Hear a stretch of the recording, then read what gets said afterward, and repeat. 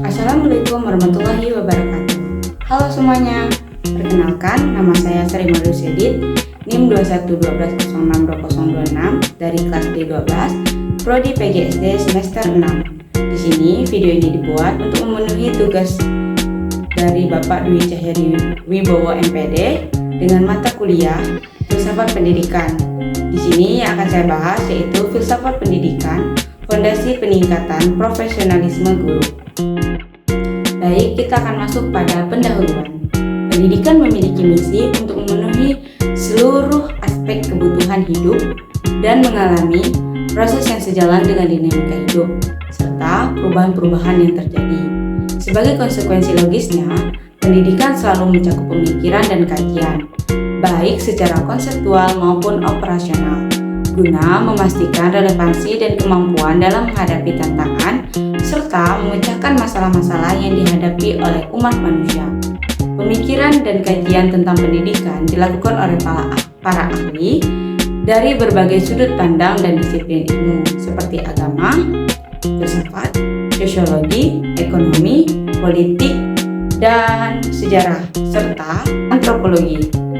Sudut pandang ini menciptakan cabang ilmu, pengetahuan, kependidikan yang berasal dari perspektifnya masing-masing, seperti pendidikan agama, filsafat pendidikan, sosiologi pendidikan, sejarah pendidikan, ekonomi pendidikan, politik pendidikan, dan sebagainya.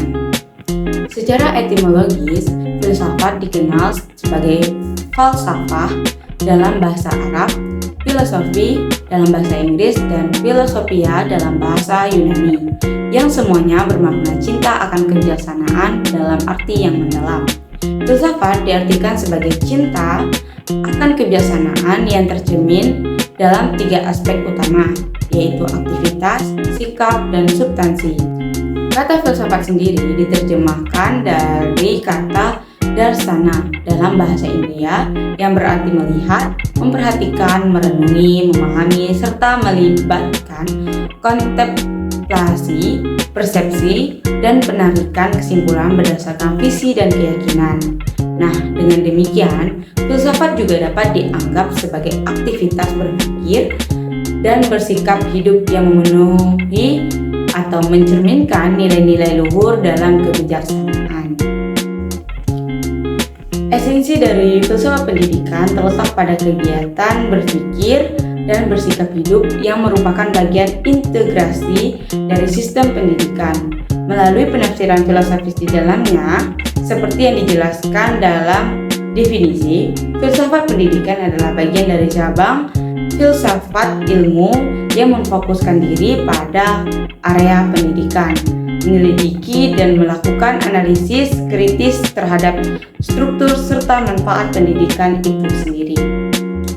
Nah, dapat disimpulkan bahwa filsafat pendidikan adalah suatu cabang filsafat yang bertujuan menjawab pertanyaan filosofis mengenai latar belakang, tujuan, dan berbagai masalah pendidikan dalam konteks masyarakat multikultural. Filsafat pendidikan memberikan landasan konseptual yang mendalam, memberi tanggung jawab yang besar kepada calon guru terkait hakikat setiap praktik pembelajaran di lingkungan sekolah. Melalui kajian filsafat, para calon guru dilatih untuk tidak hanya memahami apa yang seharusnya mereka lakukan dalam konteks pendidikan, tetapi juga untuk merinci dan mempertimbangkan alasan-alasannya. Proses ini tidak hanya menciptakan pemahaman yang lebih mendalam terhadap arti dan tujuan dari setiap tindakan dalam konteks pendidikan, tetapi juga membentuk dasar moral yang kuat. Baik, selanjutnya kita masuk pada metode penelitian. Baik, kita akan masuk pada hasil dan pembahasan. Yang pertama, landasan filosofis pendidikan. Dalam rangka memahami pengertian landasan pendidikan, perlu mempertimbangkan 2 istilah utama, yaitu landasan dan pendidikan. Menurut Kamus Besar Bahasa Indonesia, istilah landasan dapat diartikan sebagai alas, dasar, atau tumpuan. Landasan juga dapat dimaknai sebagai fondasi.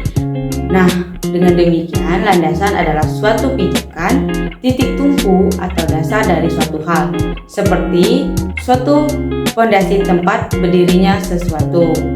Penting untuk dicatat bahwa terdapat dua jenis landasan berdasarkan sifat wujudnya, yaitu landasan yang bersifat material dan landasan yang bersifat konseptual.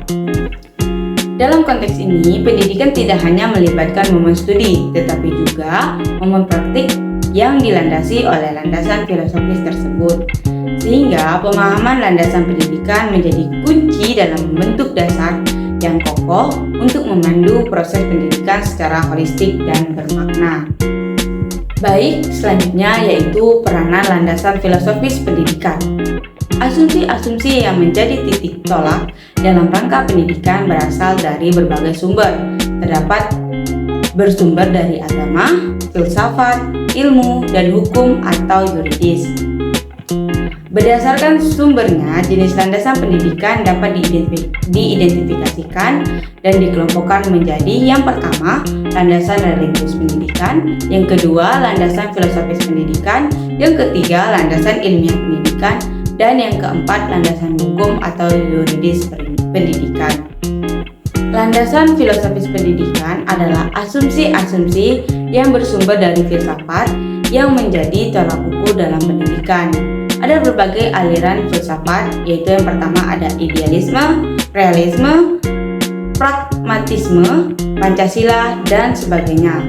Peranan landasan filosofis pendidikan adalah memberikan rambu-rambu apa dan bagaimana seharusnya pendidikan dilaksanakan. Baik, selanjutnya, alasan pendidik atau guru harus memahami landasan filosofis pendidikan. Pada hakikatnya, filsafat pendidikan mengajarkan setiap orang untuk berpikir kritis dan mendalam tentang sesuatu. Hasil dari pemikiran dan pemahaman tentang sesuatu tersebut akan mengarahkan kepada pelakunya untuk berperilaku dan bersikap sesuai dengan nilai-nilai yang terkandung di dalamnya.